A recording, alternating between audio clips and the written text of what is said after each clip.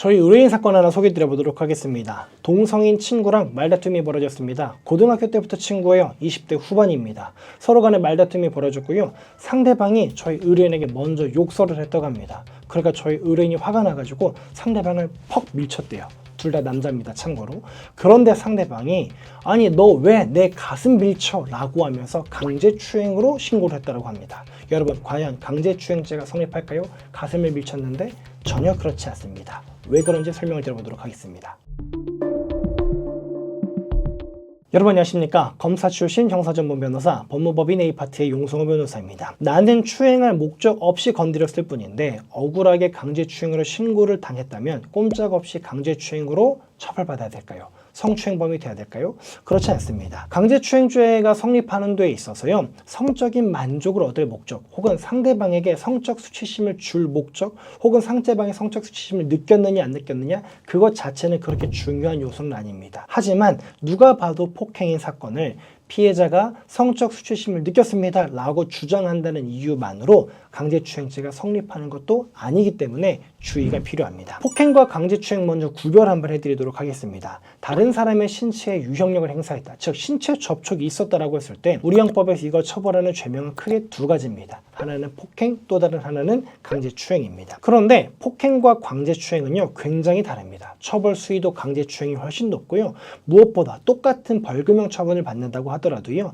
강제추행의 경우에는 성범죄이기 때문에 신상정보 등록이라든가 취업제한과 같은 부가처분이 함께 부여됩니다. 특히나 공무원이나 공공기관에 재직하고 있다고 한다면 내가 폭행으로 벌금형 처분받으면 그냥 징계받고 끝이지만 성범죄 사건의 경우에는요 벌금형으로 100만 원 이상 처벌만 받으면 파면 조치되고 내 퇴직금도 절반이 날아갑니다. 그러니까 내가 강제추행으로 벌금형을 받느냐 폭행으로 벌금형을 받느냐는 하늘과 땅 차이다라는 거죠. 그래서 우리 법원도요 폭행과 강제추행을 굉장히 엄격하게 구별해서 처벌하고 있습니다. 사례 한 가지 설명드리도록 하겠습니다. 실제 법원에서 이제 무죄가 선고됐던 사례인데요, 사실관계는 이렇습니다. 남성인데요, 길거리에 지나가다가 처음 보는 19세의 여성인 피해자를 따라가기 시작했습니다. 그러고 나서 피해자 뒤쪽에서 피고인이 자기 오른팔로 피고인의 목을 휘감았어요. 그런 다음에 피해자가 왜 이러세요? 놔요? 하면서 이제 손을 휘두르고 발버둥을 치니까 놓은 다음에 사람들이 몰려드니까 그제서야 피고인은 미안해요, 제 동생을 오인했습니다 라고 했습니다. 그러니까 검사는 뭐라 그랬냐,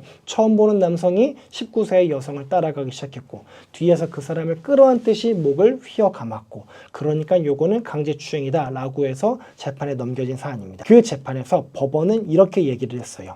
판결문 보도록 하겠습니다. 형법이 사람의 신체 유형력을 행사한 행위에 대해서 폭행죄와 강제추행죄를 별도로 규율하고 있고 법정형도 달리하고 있다. 그렇기 때문에 피고인이 당시에 실제로 강제추행의 고의를 가지고 있었다는 점에 대해서는 신체 접촉이 있었다는 것만으로는 곧바로 입증이 되는 건 아니고 더욱더 엄격한 증명이 요구된다라고 하고 있습니다. 자, 이 사건에 있어서 강제추행은 무죄가 나왔고요. 폭행만 인정이 됐는데 합의가 됐기 때문에 결국 처벌받지 않고 끝났습니다. 그러면 왜 무죄가 나올 수 있었느냐? 바로 이런 것들입니다. 결국 강제추행이냐 폭행이냐 요거를 구별하는 요소가 신체 접촉이 있었다, 끝. 그것만으로 결정되는 것은 아니고 가해자와 피해자의 성별 그리고 나이가 어떻게 되느냐. 예를 들어 저희 의뢰인 사건 어떨까요? 가해자와 피해자가요 동일한 나이입니다. 동성입니다. 강제추행받는 폭행 인정될 가능성이 커지겠죠. 가해자와 피해자의 평소 관계가 어땠느냐, 신체 접촉이 이루어지게 된 경위가 어땠느냐, 서로 간에 싸우다가 갑자기 신체 접촉이 발생한 거냐,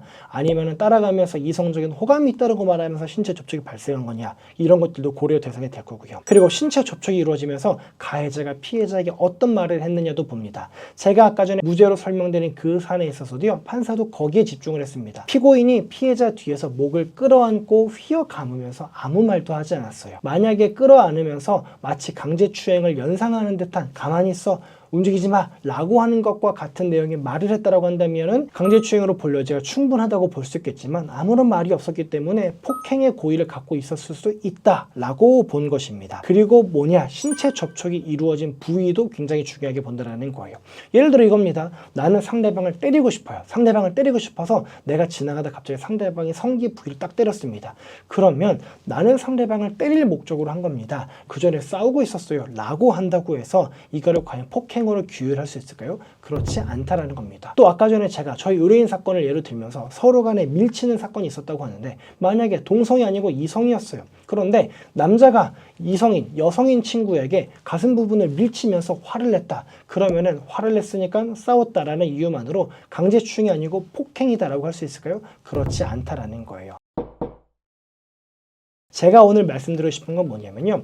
신체 접촉이 있다. 그 자체로 강제추행은 아니다라는 겁니다. 하지만 신체 접촉이 있게 된 경위, 신체 접촉이 있었던 부위, 그때 어떤 얘기를 했는지, 서로 간에 평소에 어떤 관계였는지, 이런 것들을 고려해서 실제로 그 당시에 가해자가 강제추행의 고의를 갖고 신체 접촉을 한 것이냐, 폭행의 고의를 갖고 신체 유형력을 행사할 것이냐를 구분할 필요가 있다라는 것입니다. 오늘 영상 살펴보시고요. 제발 영상 참고하셔서 억울하게 처벌받는 일 없으셨으면 좋겠습니다. 시청해주셔서 감사합니다.